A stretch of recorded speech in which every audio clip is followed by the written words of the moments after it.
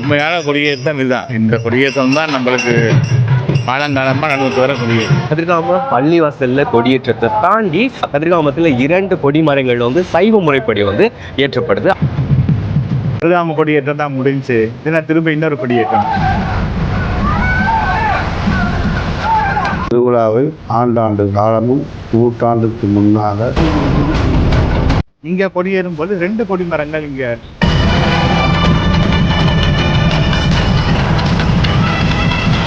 அவங்க கொடியேற்றம் ரொம்ப விசேஷம். சைவ முறைப்படி அன்னக்கொடி ஏற்றப்பட்டுதான் பல காரியங்கள் செயல்கள் நடத்தப்படும்.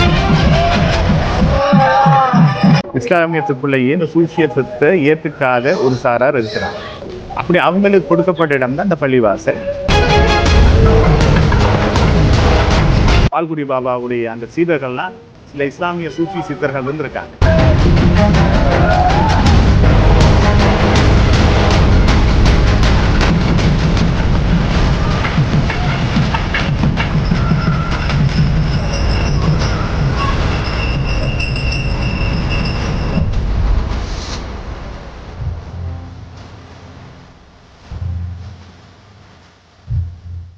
Welcome to RG with KG. இன்னைக்கு நம்ம எங்கே நிற்கிறோம் அப்படின்னு சொல்லி பார்த்தீங்கன்னு சொன்னால் கதிர்காமத்தில் தொடர்ந்து நம்மளோட சேனலில் கதிர்காம சீரிஸ் தான் பார்த்துருப்பீங்க, பார்த்துக்கொண்டு இருப்பீங்க. அதாவது இப்போ பாத யாத்திரை மேற்கொண்ட சீரிஸ் பார்த்து கொண்டு இருப்பீங்க.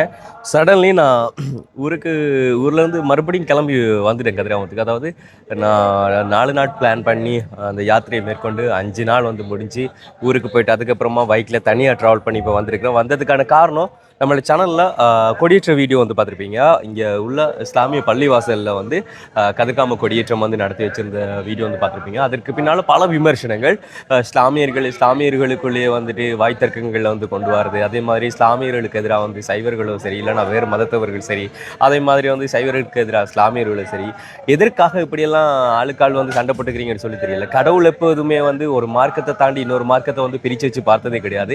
எல்லா கடவுளும் எல்லா மதங்களும் போதிக்கிறது ஒன்று தான் அன்பு, அதாவது ஜீவ காருண்யம். அடுத்தது தானம், முடிச்சளவுக்கு தானம் பண்ணுங்க அப்படிங்கிற மாதிரி தான் அதை விடுத்து இவர்கள் இவர்கள் அந்த நாட்டை சேர்ந்தவங்க, அவங்க அந்த மொழியை சேர்ந்தவங்க, அவங்க அந்த மதத்தை சேர்ந்தவங்க அப்படி சொல்லி எந்த மதமும் இங்கே போதிக்கலை. அதற்கு பிறகு வந்தவங்க தான் பொலிட்டிக்கலுக்காக வேண்டி, அரசியலுக்காக வேண்டி தங்களுக்குள்ள தாங்களே இந்த மதத்தை வச்சு பிரச்சாரம் பண்ணி மக்களை பிளவுபடுத்துகிறாங்க. பட் அதெல்லாம் விடுத்து மக்களாக ஒன்றா சேர்ந்து இலங்கையில் இப்படியான ஒரு வழிபாட்டு ஸ்தலம் இருக்கிறத வரவேற்றுக் கொள்ளுங்க. ஓகே, நான் இப்போ சடன்லி இங்கே வந்ததுக்கான காரணம் என்ன அப்படின்னு சொல்லி பார்த்தீங்கன்னு சொன்னால் இன்னைக்கு அந்த இஸ்லாமிய கொடி ஏற்றத்திற்கு அப்புறமா சைவர்களோட முறைப்படி இங்கே வருடம் ஒரு கொடியேற்றம் நடக்குது. 2 கொடிமரங்கள் ஒரே நாட்களில் 2 கொடிமரங்கள் வச்சு கொடியேற்றுறாங்க. ஆனால் இது வரைக்கும் அது நம்மளுக்கு தெரியலை, வெளியில் நிறைய பேருக்கு தெரியலை. ஸோ அதை தான் வெளியில் காண்பிக்கணும் அப்படின்னு சொல்லி கோயிலில் இருந்து கோபிசாமி எனக்கு கால் பண்ணியிருந்தாரு. ஸோ உண்மையிலே கதிர்காமத்தில் சைவர்கள் மத்தியில் கோபிசாமி ரொம்ப முக்கியமானவர். ஸோ இங்கே நிறைய பேருக்குள்ள அவரை தெரியும். அதாவது இந்த கதிர்காம கமிட்டிக்குள்ள நிறைய பேருக்கு கோபிசாமி தெரியும். ஸோ கோபிசாமி நம்மளோட வீடியோ பார்த்துட்டு கால் பண்ணி சொல்லியிருந்தாரு, தம்பி உண்மையில் பள்ளிவாசலில் கொடியும் மட்டும்தான் உலகத்தில் இருக்க எல்லா பேருக்கும் இப்போ தெரியும், உங்களோட வீடியோ விடாங்க பார்த்துருக்காங்க. பட் இங்கே சைவ முறைப்படியும் கொடியேற்றங்கள் நடக்கும், அதையும் காண்பீங்க, அதுவும் நிறைய பேருக்கு உபயோகமாக இருக்கும் அப்படிங்கிற மாதிரி சொல்லியிருந்தார். ஸோ கதிர்காம பள்ளிவாசலில் கொடியேற்றத்தை தாண்டி கதிர்காமத்தில் 2 கொடிமரங்கள் சைவ முறைப்படி ஏற்றப்படுது. அதை இன்னைக்கு நாம் இந்த ஒரு வீடியோவில் பார்க்கலாம். பல சுவாரஸ்யமான விஷயங்களை நான் உங்களுக்கு இந்த வீடியோவில் ஷேர் பண்ண போகிறேன். ஸோ தெய்வான அம்மன் கோயிலில் இந்த கொடியேற்றம் ஆரம்பித்து அதே மாதிரி கதிர்காம சிவன் கோயிலில் இன்னொரு கொடி மரத்தை ஏற்றி வைக்கிறாங்க. பல சுவாரஸ்யமான விஷயங்களை நான் சொன்ன மாதிரியே பார்க்குறதுக்கு முன்னால் நமக்கு சப்போர்ட் கொடுக்குற மூலமாக நம்ம சேனலை சப்ஸ்கிரைப் பண்ணிட்டு அப்படி பெல் பட்டனையும் கிளிக் பண்ணிவிட்டு இப்போ அவங்க வீடியோக்குள்ளார போகலாம். ஆலயத்தோட என்ட்ரன்ஸ் இந்த பகுதியால் தான் தெய்வானை அம்மன் ஆலயத்துக்குள்ளே போகணும். அண்ட் இங்கே பார்த்தீங்கன்னு சொன்னால் நைட்டில் பெரகரா எல்லாமே நடக்கிறது இந்த சைடில். அங்கே மெயின் கேட் இருக்குது. ஸோ அங்கேருந்து இந்த வழியால் இப்படியே போகணும். ஸோ பார்த்தீங்கன்னு சொன்னால் ஒரு வித்தியாசமான ஒரு பகுதியில் முழுவதுமாக சீமெண்ட் தரைகள் விட்டு ஸோ பார்க்குறதுக்கு ஒரு வித்தியாசமாக இருக்கும். அண்ட் நான் கொஞ்சம் லேட் ஆகிடுச்சின்னு நினைக்கிறேன். என்ன சொன்னால் நைட்டு இதில் கொஞ்சம் டயர்ட் ஆகிட்டேன். அதனால் கொஞ்சம் எந்திரிக்க ஓகே அப்படி இப்படி போயிடுச்சு. ஓகே, பூஜைகள் இப்போ நடந்துட்டுருக்கு.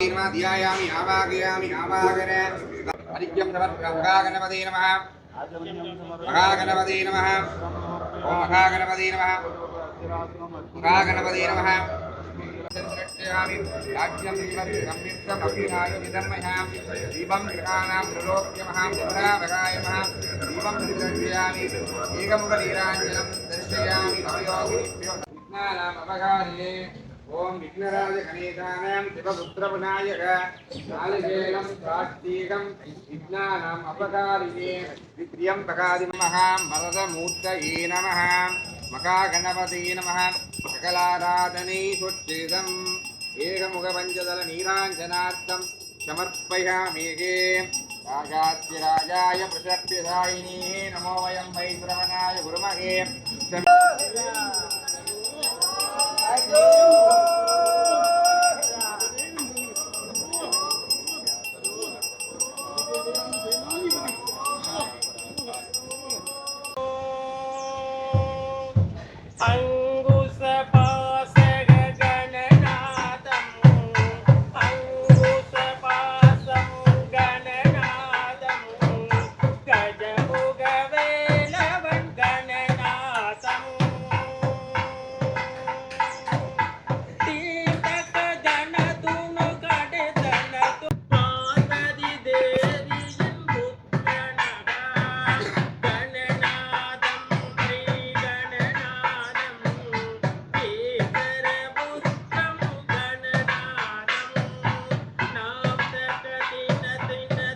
अस्माकं गजाननमकरनिशम् अनेकदन्तं भक्तानाम् एकदन्तमुमास्महे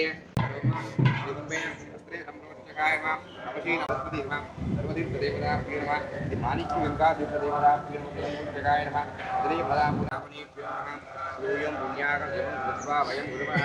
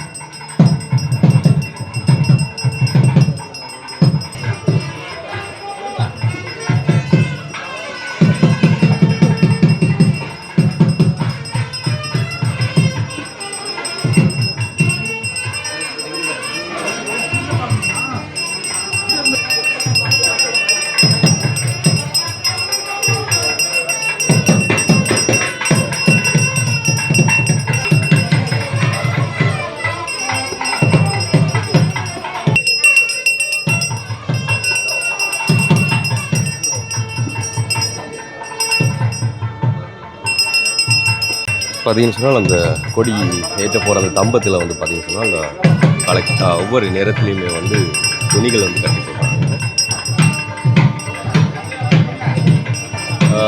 அவங்க இப்போ இதற்கு முன்னதாக இறக்கி வச்சிருந்த அந்த கொடி மரத்தில் கூட வந்து அதே மாதிரியான கொடிகள் நிறைய வர்ணங்களில் வந்து கட்டி வச்சுருந்தாங்க. அது வருஷா சாப்பி ஃபாலோ பண்ணுற ஒரு சம்பிரதாயமாக இருக்குது.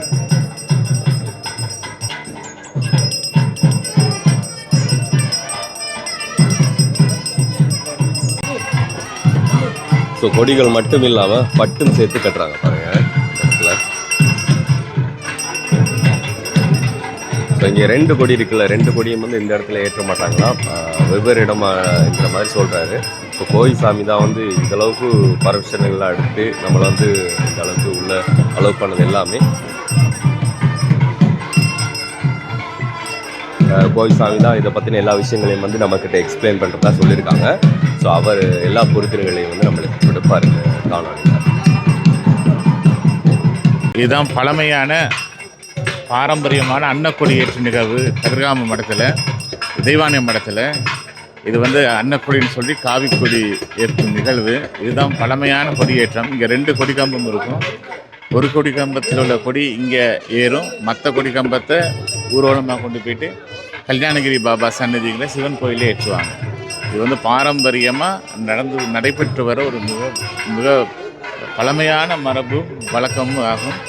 கதிர்காம கொடியேற்றம்னா இதுதான், அதாவது உண்மையான கொடியேற்றம் இதுதான். இந்த கொடியேற்றம் தான் நம்மளுக்கு காலங்காலமாக நடந்துட்டு வர கொடியேற்றம்.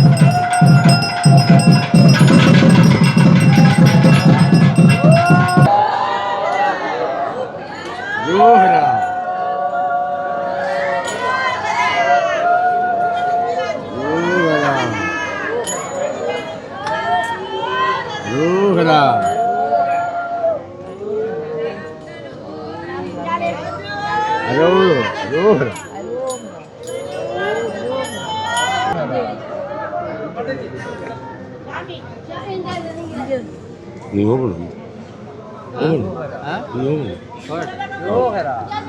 அரிசி போடாது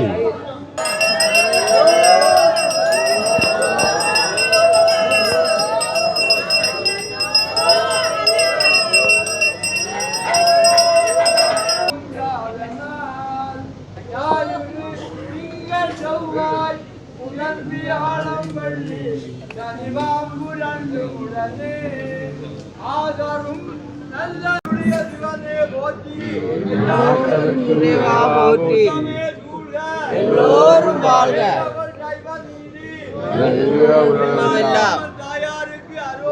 அரோகரா ஓகரா ஓகரா संगे दत्ता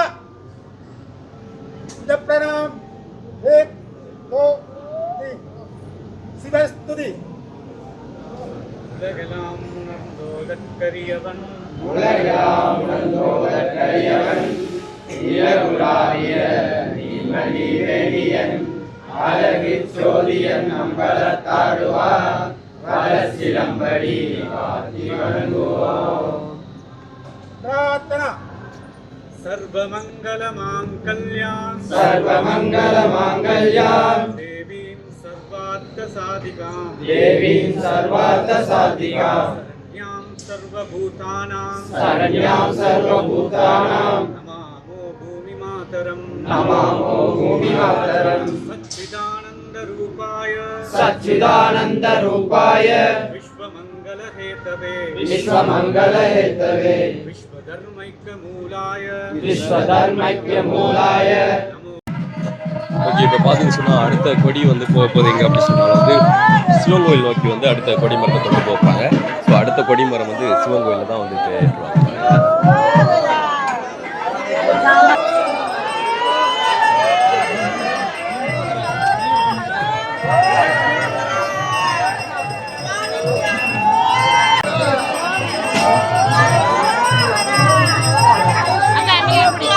sorry.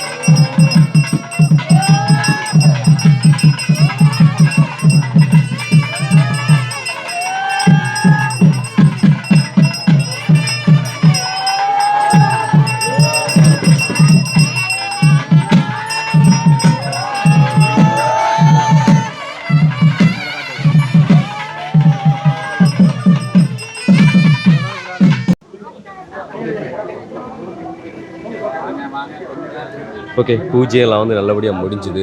அதாவது கொடியேற்றம் இரண்டுமே முடிஞ்சுது. அதுக்கப்புறமா வந்து அவங்கள்ட்ட தெய்வான கமிட்டியாலே வந்து பார்த்தீங்கன்னு சொன்னால் வந்து இங்கே பிரசாதம் கொடுக்குறாங்க. அதாவது சிவன் கோயிலில் வச்சு வந்து இந்த பிரசாதத்தை வந்து கொடுக்குறாங்க. ஓகே, பார்த்தீங்கன்னு சொன்னால் தெய்வானி அம்மன் இந்த ஆலயத்தில் வந்து ஸ்தாபகராக இருக்கக்கூடிய ஒரு ஐயா தான் அவர். ஸோ அவர்கிட்ட தான் இதை பற்றின சில கொஷினை வந்து நம்ம கேட்டு டவுட் கிளியர் பண்ண போகிறோம். வணக்கங்க ஐயா. வணக்கம். வணக்கம். உங்களை பற்றி முதல்ல ஒரு இன்ட்ரடியூஷன் கொடுக்குறீங்களா? நான் வந்து இந்த கருகாம தெய்வானி அம்மா கோயிலில் 12 வயதிலிருந்து இன்றைக்கு 38 வயது ஆகிட்டு இவ்வளோ காலமாக எனது வாழ்க்கையை அர்ப்பணித்து இங்கே அன்னப்பணி, கோயில் பூஜைகள் பணி, பாத யாத்திரை கதிர்காம பாத யாத்திரை தொண்டர் சபை மூலம் பாத யாத்திரை வரும் பக்தர்களுக்கு தண்ணீர், உணவு மற்றும் ஏனைய உதவிகளை செய்து கொண்டு மீண்டும் தெய்வானை அம்மா கோயில் ஆலயத்திற்கு வருகை தரும் பக்த அடியார்களுக்கு அன்னதானம் வழங்கி அவர்கள் பசிப்பினை நீக்கி அவர்களை சந்தோஷமாக நாங்கள் திருவிழா காலத்தில் நடாத்தி வருகின்றோம். இன்றைய நாள் 20ஆம் தேதி திங்கட்கிழமை காலை சுப முகூர்த்தத்தில் 7:24 மணியளவில் ஸ்ரீ தெய்வானை அம்மன் அன்னக்கொடி ஏற்றப்பட்டுள்ளது. பின்பு அடுத்ததாக சிவன் ஆலயம், அதற்கும் தெய்வானை ஆலய நிர்வாக சபை சுவாமி பூர்ணானந்தகிரி சுவாமி அவர்களால் இச்செயல்கள் ஏற்பாடுபட்டு சிவன் ஆலயத்திற்கும் இந்த அன்னக்கொடி ஏற்றப்பட்டுள்ளது. இத்திருவிழாவை ஆண்டாண்டு காலமும் நூற்றாண்டுக்கு முன்னாக சித்தர்கள், முனிவர்கள், யோகிகள் அனைவரும் இத்திருவிழாவை நடாத்தி வருகின்றோம். இத்திருவிழாவில் இப்பணியில் சேர்ந்து நானும் இணைவதற்கு எனக்கு ஆசி அருளும் தந்த எல்லாம் வல்ல ஸ்ரீ கதிர்காமக்கந்தன், தெய்வானை அம்மா, வள்ளி அம்மா ஆகியோரின் அருள் கடாட்சி பெற்றதுக்கு நான் கூடான கோடி நன்றிகளை தெரிவித்து கண்டிப்பாக அருமையான தகவல்களை ஷேர் பண்ணீங்கய்யா, ரொம்ப நன்றிங்கய்யா. அண்ட் நிறைய பேருக்கு வெளியில் தெரிஞ்சுக்கொள்றதுலாம் வந்து இந்த பள்ளிவாசலில் கொடியேற்றம் நடக்கிறது மட்டும்தான். இப்படி வந்து கதிர்காமம் பெரிய கோயிலுக்குள்ள தெய்வானை அம்மனுக்குரிய இந்த ஒரு தளத்தில் வந்து இப்படியான கொடியேற்றம் நடக்கிறது வந்து எனக்கே தெரியாது. அது மாதிரி நிறைய பேருக்கு வந்து தெரியாது. ஸோ உண்மையில் பள்ளிவாசலில் மட்டும்தான் கொடியேற்றம் நடக்குது அப்படின்னு சொல்லி தெரிஞ்சுக்கிறவங்களுக்கெல்லாம் இதை பற்றி ஏதாச்சும் சொல்ல விரும்புகிறீங்களா, இங்கேயே நடக்கிறத பற்றி? இதற்கு பற்றி எனக்கு தெரிஞ்ச அனுபவத்தில் நான் இதற்கு மறுமொழி கூற எனக்கு அருகதை இல்லை. ஏனென்றால் இதற்கு எனது முன்னோர்கள் ஆண்டாண்டு காலமாக இதை நடாத்தி கொண்டு வருகிறார்கள். பள்ளிவாசலில் குடியேற்றுவது சரி பிழை என்று எனக்கு மறுகருத்து கூற முடியாது. 20ஆம் தேதி தெய்வானம்மா கோயிலில் அன்னக்கொடி ஏற்றப்பட்டது. சைவ முறைப்படி அன்னக்கொடி ஏற்றப்பட்டுதான் பல காரியங்கள், செயல்கள் நடத்தப்படும். ஓகே, அருமைங்க. தகவலில் பகிர்ந்து கொண்டதுக்கு ரொம்ப நன்றி. சரி, சந்தோஷம்.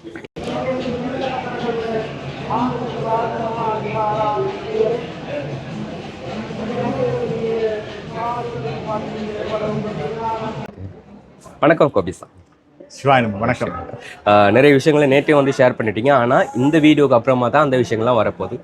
உண்மையிலே நீங்கள் கூப்பிட்டு வந்ததுக்கான காரணம் உங்கள் மூலியமாக வந்து நிறைய விஷயங்கள் நான் கற்றுக்கொண்டிருக்கிறேன். அது எனக்கு மட்டும் உபயோகமாக இல்லாமல் நிறைய பேருக்கு வந்து அது உபயோகமாக இருக்கணும் அப்படிங்கிறதுக்காக வேண்டி உண்மையிலே நான் வந்திருந்தேன். சரிங்க சாமி, உண்மையில் இன்னைக்கு நடக்க போகிற ஸ்பெஷல் என்ன கதிர்காமத்தில், அதை பற்றின சில விஷயங்களை சொல்கிறீங்களா? இன்றைக்கு வந்து கொடியேற்றம்னு சொன்னோன்னே எல்லாருக்கும் ஒரு டவுட் ஒன்று வரும். கதிர்காம கொடியேற்றம் தான் முடிஞ்சு இதுனா திரும்ப இன்னொரு கொடியேற்றம் சொல்லி. கதிர்காமத்தில் நிறைய பாரம்பரியங்கள் இருக்குது, நிறைய மரபுகள் இருக்குது. அதன்படி கதிர்காமத்தில் அன்னக்கொடி அப்படிங்கிற காவிக்கொடி ஏறும் தினம்தான் இன்று. அதாவது 6ஆம் நாள், அதாவது கதிர்காம கந்தன் கோயில் ஆடிவேல் திருவிழாவுடைய 6ஆம் நாள் அன்று தெய்வானை அம்மன் மடத்தில் இருக்க குருபீடத்தில் இந்த காவிக்கொடி ஏற்றப்படும். காவிக்கொடி என்பது அன்னக்கொடின்னு நம்ம சொல்லுவோம். இந்த அன்னக்கொடி ஏற்றும் மரபு பல காலங்களாக, அதாவது கல்யாணகிரி பாபா காலத்திலிருந்து தொட்டு வர ஒரு முறை தான் இந்த கொடியேற்றம். இங்கே கொடியேறும் போது 2 கொடிமரங்கள் இங்கே செய்வாங்க. ஒரு கொடிமரத்தை இங்கே ஏற்றுவாங்க, இன்னொரு கொடிமரத்தை கல்யாணகிரி பாபா சந்நிதின்னு சொல்கிற சிவன் கோயிலில் ஏற்றுவாங்க. இது வந்து காலங்காலமாக நடைபெற்று வர்ற ஒரு ஐதீகம்.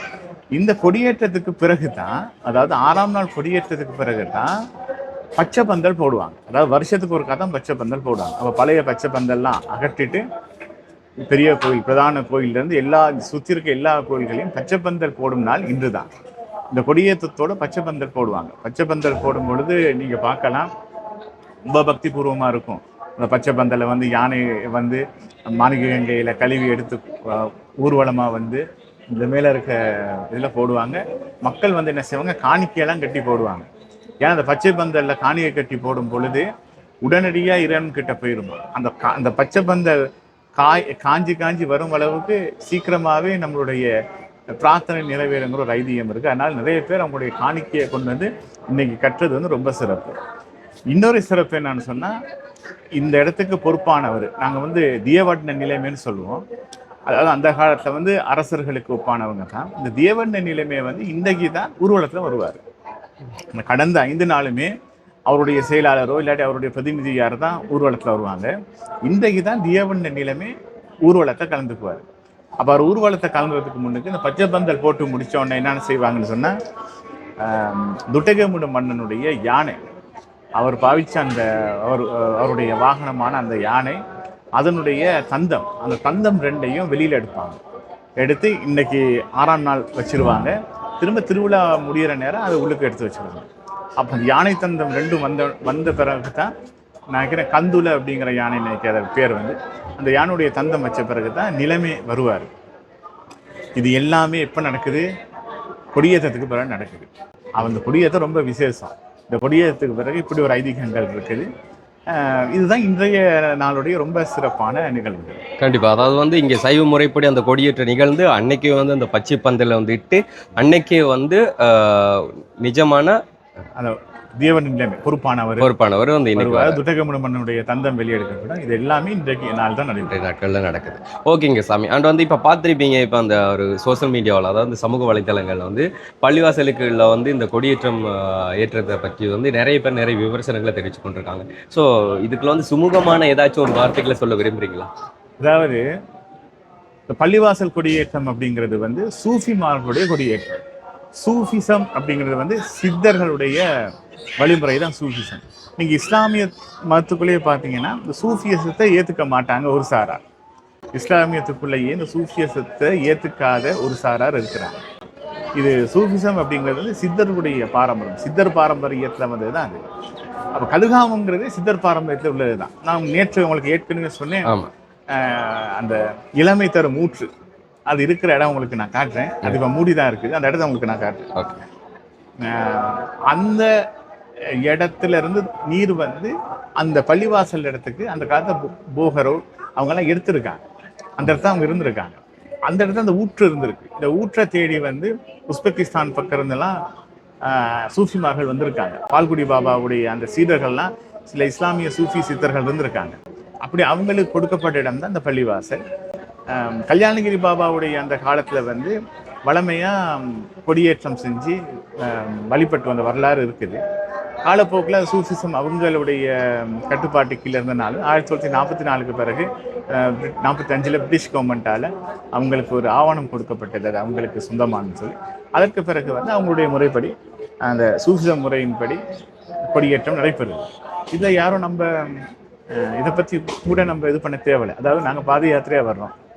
எத்தனோ பக்தர் பாத யாத்திரையாக வரும் பொழுது நான் பெரியவன், நான் சிறியவன், நான் உன்னோட பலசாலி, இல்லை நான் உன்னோடைய பணக்காரன், நீ ஏழை பணக்காரன், இந்த நான் பெரிய ஜொப்பில் இருக்கேன், உனக்கு நீ ஜொப்பு இல்லை, இதெல்லாம் இந்த மாதிரி பல ஏற்றத்தாழ்வுகள்லாம் இல்லாமல் எல்லாம் ஒரே ஆடை அணிஞ்சு ஒரே அரகுரா கோஷத்தோடு எல்லாரும் வந்து சமமாக படுத்து கிடந்து முருகனை வழிபட்டு போகிறாங்க.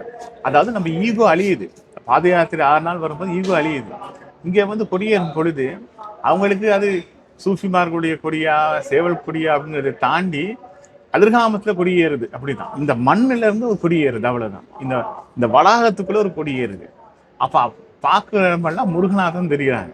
அப்போ இது வந்து ஒரு ஆன்மீகத்தின் ஒரு முதிர்ச்சி நிலை. அப்போ இதை வந்து நாங்கள் விமர்சனங்கள் அப்படின்னு தாண்டி நாங்கள் சில முதிர்ந்த மனநிலைகள் நம்மளுக்கு வரணும். இது வந்து முருகனுடைய ஏற்பாட்டால் தான் எல்லாமே நடக்குது. இங்கே முருகன் நினைக்காம அவன் அருளாலே அவன் தான். இந்த கதிர்காமத்தில் இருக்கிற அவ்வளவு விஷயம் முருகனுடைய ஏற்பாடு தான்.